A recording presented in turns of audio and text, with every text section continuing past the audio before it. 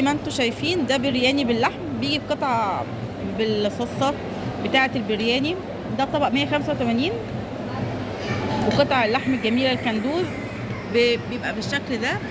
ده المنيو بتاعه شاروخان زي ما انتم شايفين، طلع الهندي اللي جواه واسعاره حلوة جدا.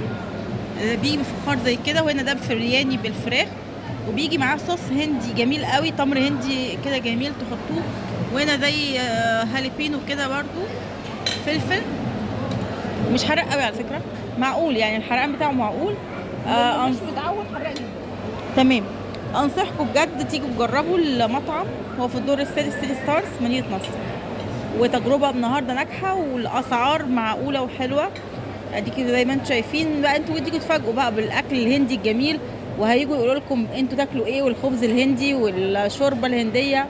كل سنه وانتم طيبين. ان هم ما استخسروش في قطع اللحمه والفراخ، يعني انا عندي مدين قطع اللحمه والله انت عندك ايه وضع قطع الفراخ لا برضه؟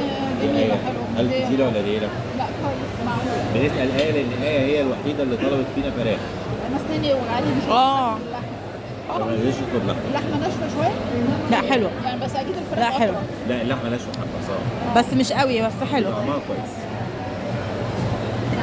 بصي عايزه تجربي قطعه لحمه في قطعه عادي. كل سنه وانتم طيبين. خدي جربيها.